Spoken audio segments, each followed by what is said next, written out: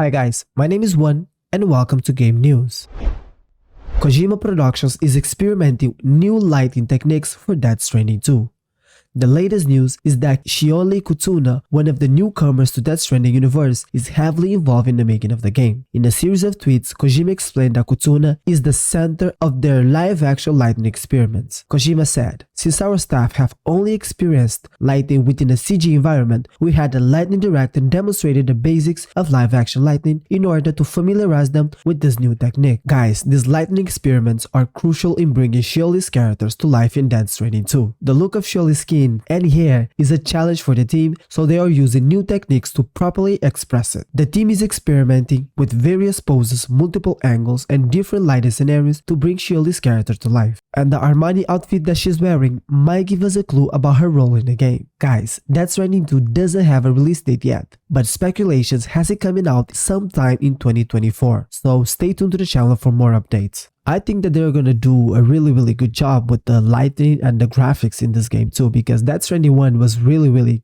good looking too, so I think they're gonna nail it, and that's not the question. But my problem with Death Stranding 2 is that I don't want it to be just like Death Stranding 1, and when I say that about the gameplay, because Death Stranding 1 was an amazing game. It had amazing graphics, beautiful story, but it was lacking in one simple thing: gameplay. The gameplay was boring because all you do is walk. It's basically that. You go to one point to another point to another point, and that was boring. And that was really boring. So fixing the game, and when I say fixing, I'm not saying that the game had bugs or something like that. I'm just talking about making the game more interesting. The word on Death Stranding 1 was uninteresting because you were just walking around. You basically didn't have a lot of stuff to explore, and that was really boring. So I hope that they fix that in Death Stranding 2, because we all know how good Kojima is and we all know how good his team is. So I think if they just fix that problem, Death Stranding 2 is going to be an amazing game.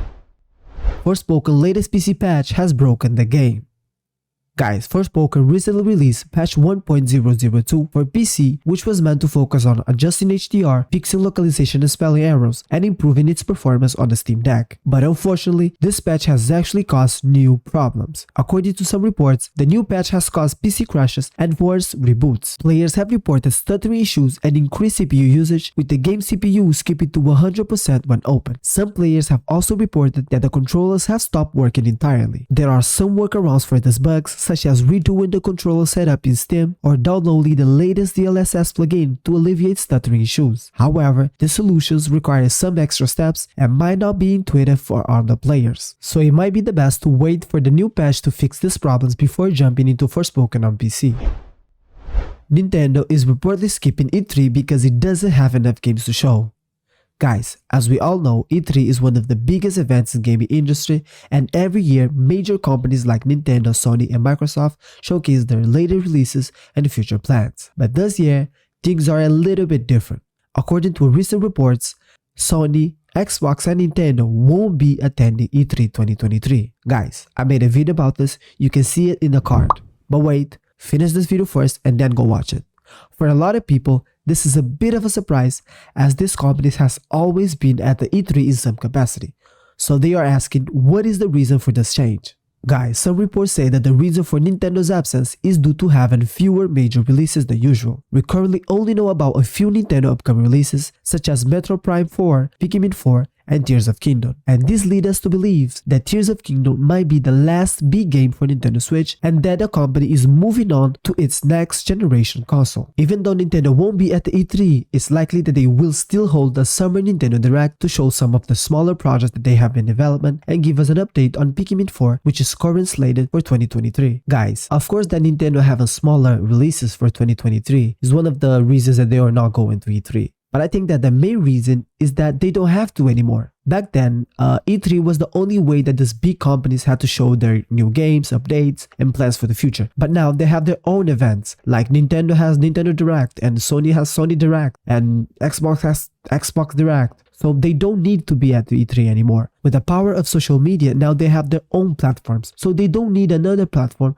to, boost their games, to show their games. They can do it themselves. So it's kind of pointless going to E3. And E3, guys, is super expensive. Having stand, people there, computers, showing games, all this stuff costs money. And just doing an online event is way better than pay all this money for someone else to do it. It's pointless going to E3 at this time. So I think that E3 is probably gonna die. Yes, I think that E3 is gonna die. This is actually really sad for me because I love watching this live event because they are so good. You can interact with the game. You can talk with the developers and in a such unique way. But unfortunately, this type of business won't last long in this social media era because it's much more easier to do an online event than have a E3 stand. And not just easier, but it's way less expensive, and these companies can control more what they are showing. And as I said before, it's just pointless going to E3, and I think that E3 won't last long. Let me know in the comments what you think about this news and what are you looking forward to from Nintendo in the future.